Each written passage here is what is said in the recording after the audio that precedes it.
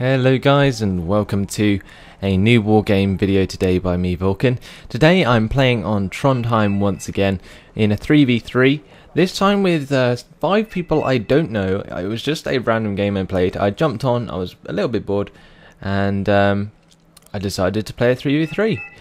This had a 3,000 point start and an 8,000 point victory limit, and I believe there wasn't a time limit. The game didn't last as long as I thought it would, so it's perfectly fine for me to show you this today, I thought. So I am showcasing my British armoured deck. Now, I don't think I've showed this before, though it was planned to be one of the first that I showed you guys. Basically, all it is I've got 16 or 14 challengers on the deck. Challenger 1s, that is. Challenger 1s are the only high tier tanks that you can bring in 2 squads of in an armoured deck. You've also got Chieftain Mark 10s here that I bring in. I've got Rover Pinkies for recon.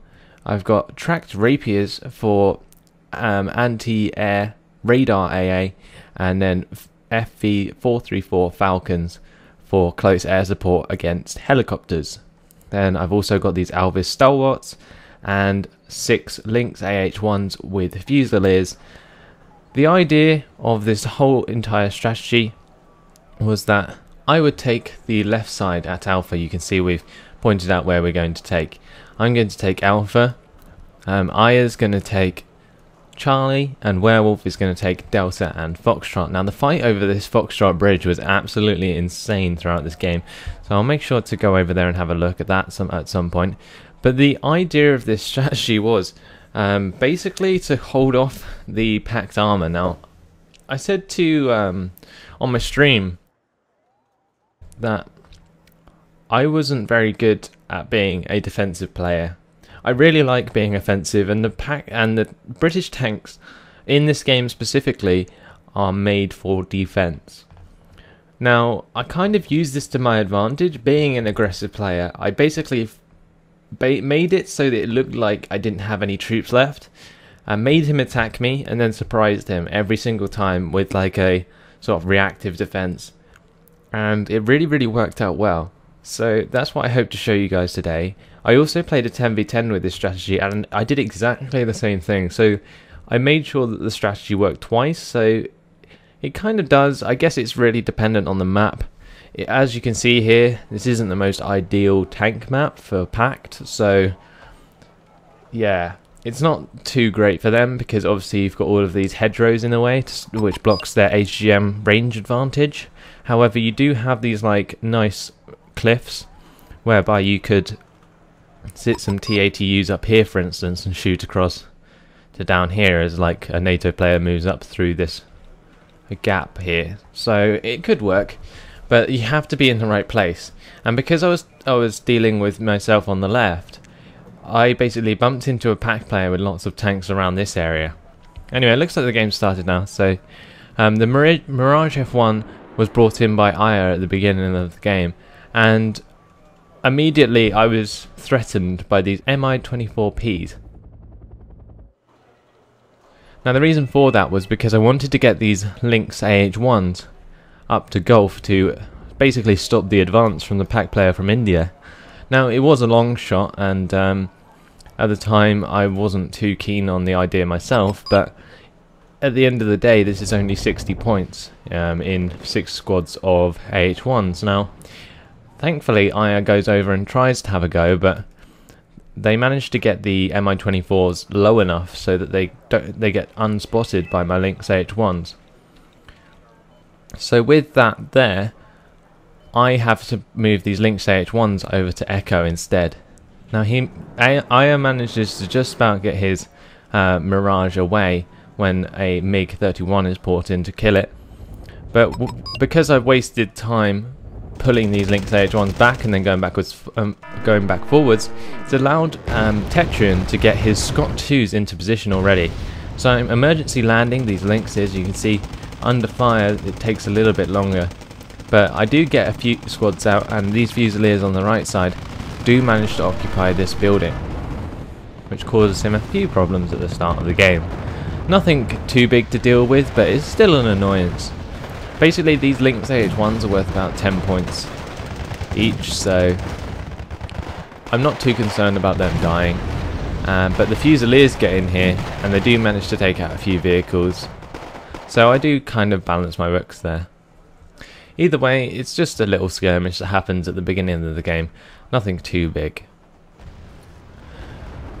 Either way, managed to get my Sultan up. I accidentally put it too far over the sector because the sector is very small. It's kind of hard to judge where I wanted to put it. So I put it in this hedgerow in the end, just at the front of Alpha. Now you're probably wondering why I didn't put it behind the town. It's just that I was basically confident that I'd be able to defend it properly.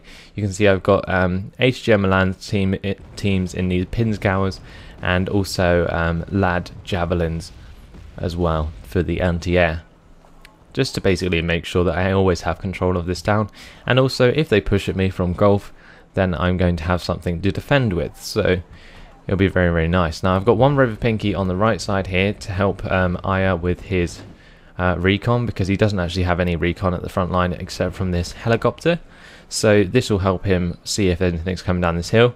And then I've got my Rover Pinky here, which is helping me recon this side as my challengers and Chieftain Mark 10s move up the field to see what I'm bumping into. Now I'm not too concerned about challengers taking the first few hits. As you can see, I only took 1 damage there from that shot. That's because the challengers have 19 armor, I believe, one of the highest armor value in the game for front armor.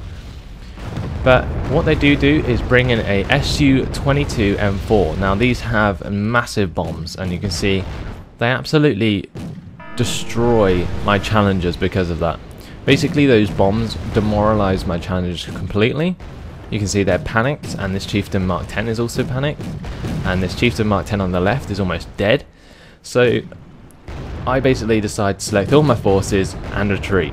I put a massive reverse order on all of them and try and get as many back to Alpha as possible to basically moderate my losses as I pull back. Now Aya brings in, or asks me to get rid of this Book M1. Basically I bring in loads of Harriers to try and take out some of these T-80s that are sitting in this forest. It does kind of work because I take out both of them there, and I do manage to get a few Harriers away, but the idea was that I probably should have taken down this Book. Unfortunately I don't really get away with it, but what I do is when the enemy brings in another plane, I managed to shoot it down, even though he does manage to get his bombs off, but fortunately it didn't actually kill very much. Now I do only have 1 track rapier left from the attack, and therefore I have to bring in more of them. I've also only got 1 challenger left where I had 2, and also one of the chieftains died and one of the falcons as well, so I did take a massive loss there, but we are still ahead 900 to 715 points, so we didn't do too bad. Now meantime, on the right side here in Foxtrot, you can see just the battle that continued to ensue throughout the entire game. Basically it was some people on one side, some people on the other, and then they just kept firing across the river at each other. You can see these Tunguskas are trying to attack this Kiowa, but Werewolf changes the altitude of it and gets them behind these trees so the Tunguskas can't actually shoot at it, which was a very nice move. Now, like I said before, I don't know any of these guys, but it was really, really nice to play with them. They worked with me as a team. We each selected our own sectors, and then we did our jobs. It was really, really nice. And this Raven comes in and takes out some AA with his seed missiles, which are basically anti-radar AA, and took out a couple of Tunguskas there, I believe. And with that done, I decided to bring in my Harriers to help on the right side with those Tunguskas, because there was also T-64s in there as well, so I was hoping I'd be able to pick off a couple of them with the Harriers coming in. Now I do see these Mi-24Ps coming round on the right, but in the meantime I'm really concentrating on how much damage these Harriers do. And basically they're dropping bombs onto these guys here because I saw them attacking his units, and then my third Harrier drops a couple of bombs onto this part here. Unfortunately, probably doing a little bit of damage, but not getting any kills. And then Werewolf brings in some cluster bombs to also try and get some kills on this right side. Unfortunately, my Harriers had already taken care of that, so he didn't get any more points.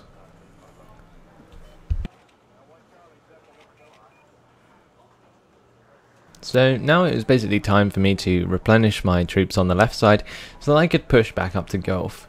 And this basically was what the entire game was throughout this throughout the time here, because what really happened was I just kept on pushing up and then he would push back on me, but I would always be prepared for him to push back on me. But in the meantime, because I've seen all of this packed armor on the left side, if I just go to his point of view, you can see just how much they have. They got one T80BB here, you got two T80As. That's not actually as much as I had thought at the time, but I can't really do much against it because T80As will absolutely annihilate these Chieftain Mark 10s that I have, and I've only got one Challenger in at the moment. So what I decided to do instead is build up a huge force at the bottom of this hill.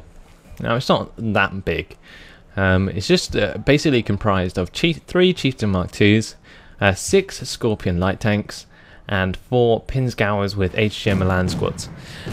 Now the idea was that this area would only have infantry covering it. Basically where I'd pushed up with my Lynxes at the start and had that little skirmish, I had hoped that basically there was only going to be infantry there.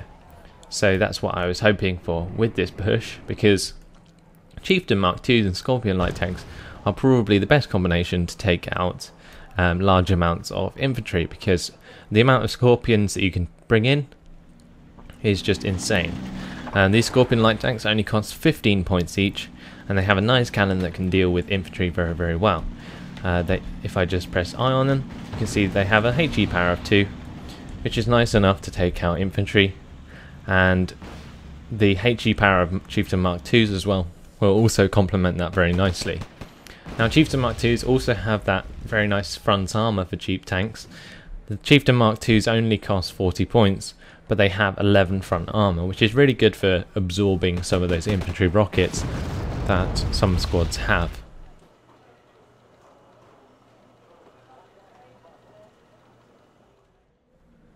You can see here I also bring in a Scorpion, a couple of Scorpions to help out with the recon, and I move up the HGM Milan teams ahead of the Chieftain Mark 2s so that they get there before them. Now what I didn't do correctly was I didn't wait until these HGM Milan teams got to the top of this hill before I pushed over. Basically I kind of rushed ahead and push all of these Scorpion light tanks with an attack move order up to Echo. Now unfortunately they get spotted by these troops on the right, so he does know that this is coming, and I think that kind of gives me a big disadvantage when they actually come over the hill. So you can see here, as soon as the Scorpions come over the hill, they don't have much armor, but they bump straight into a ton of heavy armor, including these Tunguskas on the right, which are actually really effective against my low armor on the Scorpions. But these C64 BVs and these HGMs in these buildings I really wasn't expecting. And you'll see just as my Chieftain Mark 2s arrive and my HGM Milan's teams come up, 2 Su-22 M4s come in with their huge bombs, their 2 1,000-pound bombs. They just wipe out this push. Boom. Gone. All gone. And that is a lot of dead men. You can see my Scorpions barely made it over the crest of the hill before the entire line got destroyed. Look at that. One of the worst pushes I've ever done in a game. Either way, I managed to get this Harrier over here and bomb this Book M1. Unfortunately the Harrier gets shot down, but Harrier's worth 60 points and Book M1's worth 85, so that's worth it, and it also allows Aya to bring in more of his own better air units to help out. Now with this push on the right absolutely failing, I'm really stuck at what to do at this particular time. Obviously I've still got all these troops on the left here, so instead of trying anything crazy, I decided to go with what I know, and that is good solid tank pushes. On the right side here I've decided to bring in 4 strikers. These are HGM units, really awesome, fast firing, and they have a lot of ammo. You can see if I go onto the specs here, you can see they have an accuracy of 8, which isn't too bad, an AP power of 20, which is crazy against side armor, and they fire at a rate of 12 rounds per minute, which is really good for an HGM unit. They each have 10, and I've also got 2 Elvish stalwarts to go with them. Now just as I'm bringing these up, they actually start to attack into the challenges that I just brought in. I only brought in 1 extra because I was lacking points. Aya's also here to help me with some gazelle pots. But what I do is I bring these strikers up to the edge of this hill here, and you can see I'm just firing constant HGMs straight into the side of his tanks, and that is a lot of dead T-80s. You can see there is 4 dead T-80s there, and that is a lot of points to lose.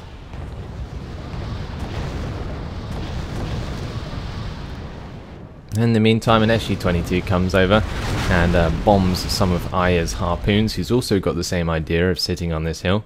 But just as I'm trying to move these strikers, he decides to try and bring in another SU-22 to try and take them out, but my track rapiers shoot that down just fine for 110 points. Now that was the biggest issue with the enemy on this. They were doing things right, but what they were doing wrong was that they were wasting such high value units. When I'm pushing, I'm mixing my challenges with low point units, and basically that means that I can sort of save my challenges and let the low point units die, and it doesn't make too much of a difference to the entire battle. Whereas if you're throwing T-80s in on their own with just a book to defend them for AA, then you're going to lose T-80s whether you like it or not. There's not much you can do about it. Either way, they do manage to get an SU-22 on target and destroy a couple of strikers here, leaving me with 1 and these Elvis stalwarts. So I was still at in a bit of a predicament about what to do. Obviously he just wasted 4 T-80s at me, and there's me with just a couple of challenges, but they are continuously trying to attack me with airplanes, and you can see I get 160 points there out of 2 planes being shot down by all of these track rapiers that I brought in as extra defense. So with that there, and there's a lot of flames, that was a couple of napalm bombs, I do manage to get this challenger out of those flames, and then decide to bring in some more Elvis stalwarts to fix them up.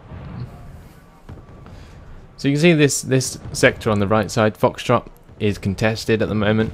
You've got an M577 CPC on this side, and if I go to the enemy's perspective, you can see a UAZ 469 over here. And that basically means that the point stays neutral. Throughout the game though, I believe the sides were relatively even. You can see they've got 5 sectors, we've got 4 sectors, but what we managed to do is moderate our losses a lot better than they do, and therefore we get away with this battle a lot easier. So we're almost up to halfway in points at the moment.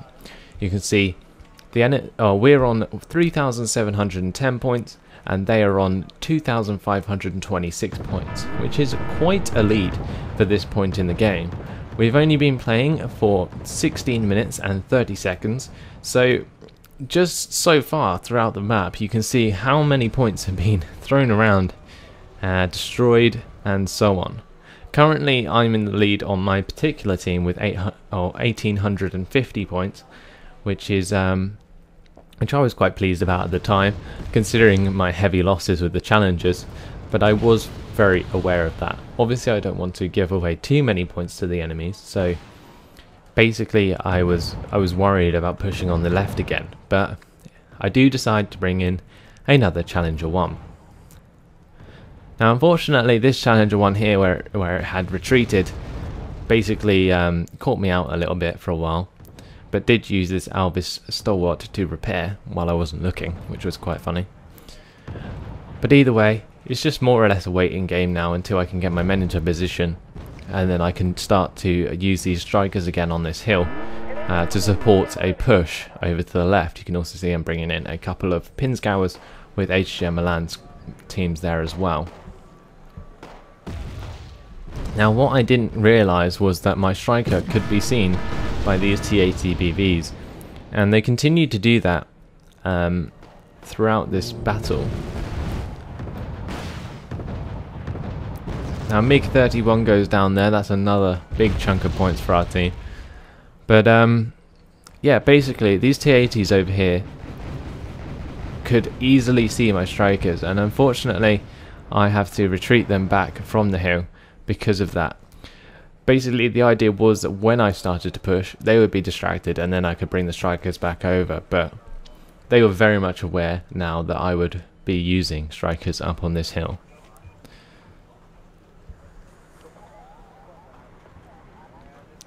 So in the meantime, you can see that artillery is now coming down towards the CV on the right here. Unfortunately, it doesn't cause them to retreat from the sector, but it's now Werewolf's turn to push across that bridge. We've got two Su-22s coming in here and an Su-7B. That is a lot of units, but one of the Su-22s gets shot down, and also this one loses his life as well, leaving another couple of jets shot down. So we've got M11P Abrams coming over this bridge, doing their best to sweep out the opposition and secure Foxtrot on the right for us. In the meantime, I've caught out a couple of Spetsnaz squads on the left side here, and I'm shooting them with my chieftains and challengers.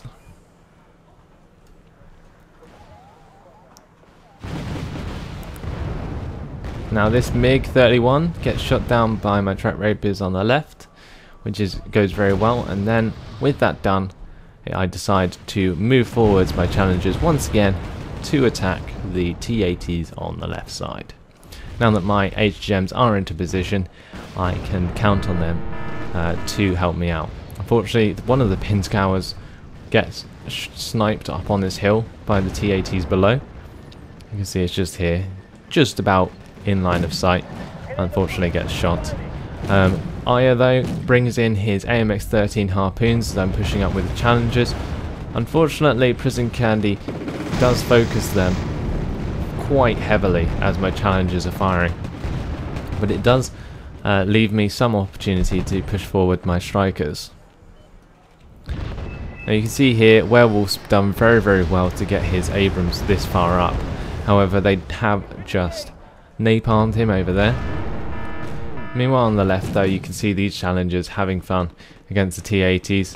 One of the strikers has already been shot, unfortunately, and I just lost a chieftain there, but Prison Candy is very much on the ball here and does manage to snipe the striker before he can do any more damage, and with that it's time to retreat once again. Now this challenger is still back here hiding from me. I actually thought I'd lost it at the time, but I hadn't, and you can see I just about managed to get these two Challenger 1s back, and then they chase me again. Now with them chasing me, I bring forwards these HGM Milan's team to see if they can do any damage with their HGMs, but oh no. Turns the tank straight round and snipes them. I decide to bring back up my Challenger 1s. Yes, they're on low health, but I think I needed to have them there so that I could minimise my losses as best as possible. Unfortunately, I'm losing tracked rapiers all over the place, but luckily they're only worth 40 points each, and these T-80BVs are worth 130. So I've got HGM Milan's teams in this town now firing onto these T-80As, and I've also brought up a couple of Lynx AH-7 TOW 2s with this smoke here and the book behind it. these AH7 TOW 2s have a field day against these T80 BVs. Now, the Lynx AH7 TOWs have really good AP power. They have 25 AP power. That means if they hit a T80 BV in the front, they still do like 5 damage at max range, which is insane. And you can see here I'm still hitting these T80As as they retreat into the forest. Now, Werewolf has finally managed to push over to the right side here, securing Foxtrot for our team. That actually balances the points in worth of sectors. So now although we still have a lead, we now have a balance in sectors, which is going to give us a huge advantage and allow us to keep the advantage for the rest of the game. So you can see here these M11P Abrams, although they are very much panicked, are going to still do a lot of damage to these T64 BVs.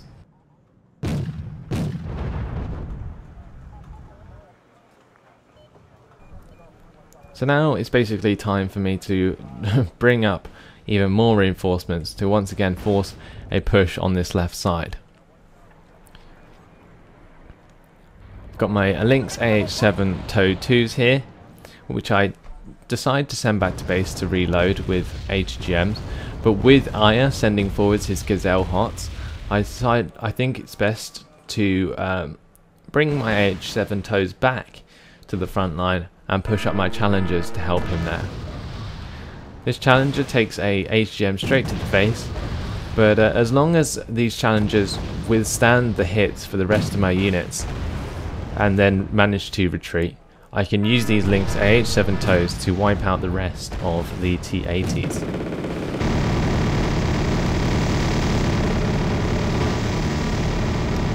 You can see this Lynx AH7 TOW over here does manage to get a hit onto this T80A and then has to retreat because obviously the AA was absolutely annihilating him.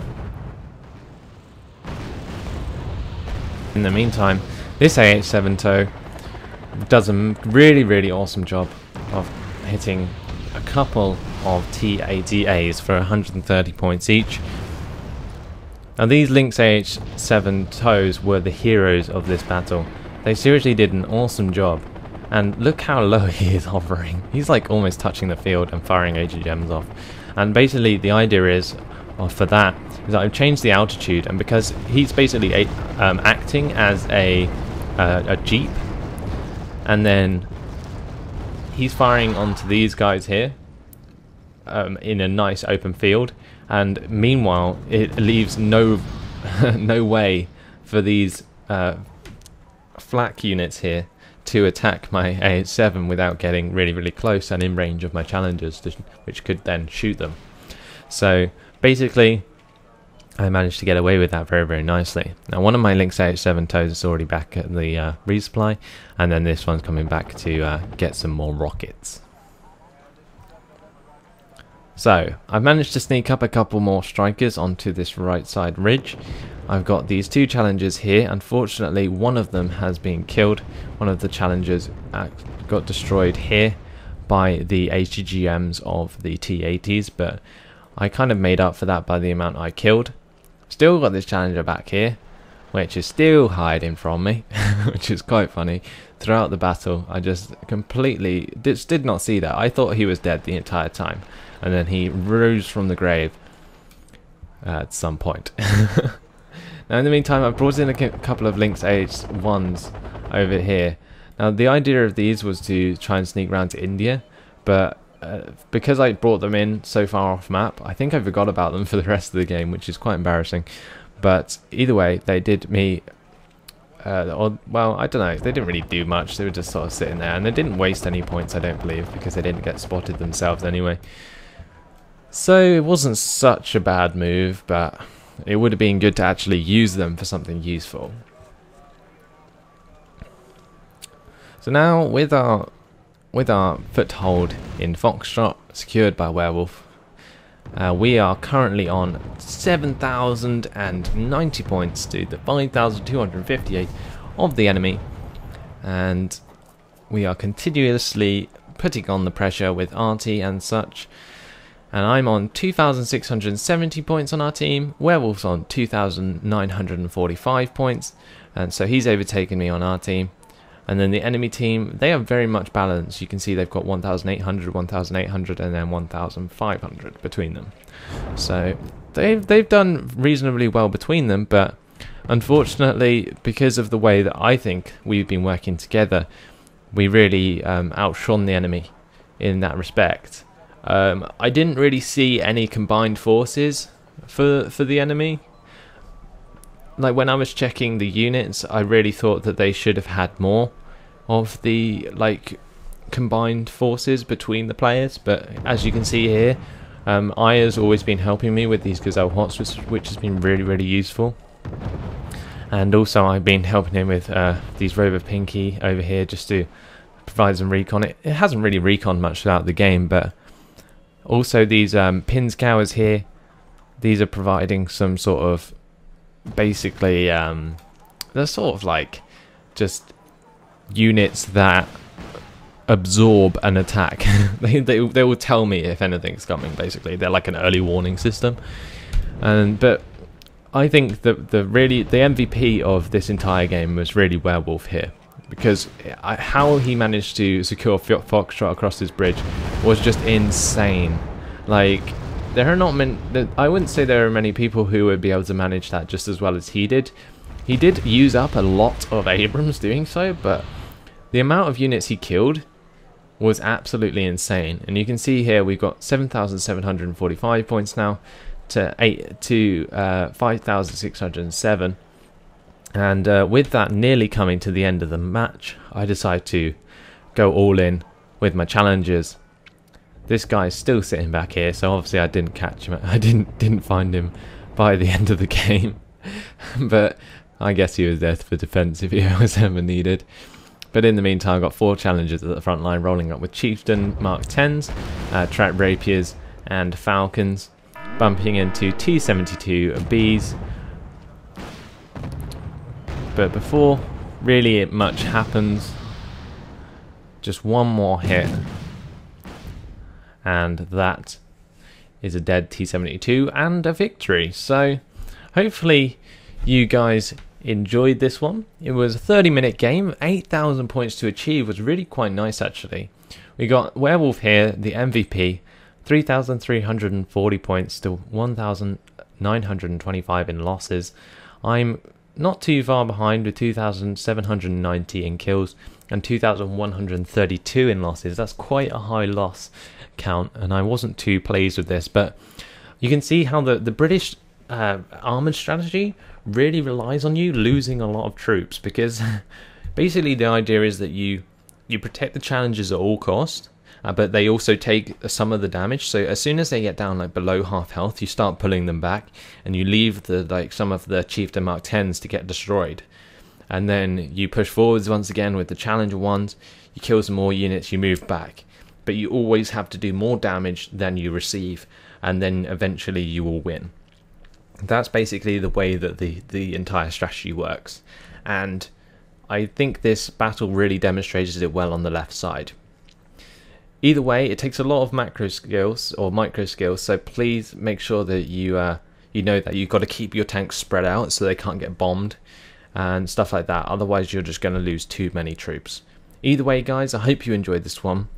Thanks for watching. Hope you learned something from this, and I hope to see you in the next video, guys.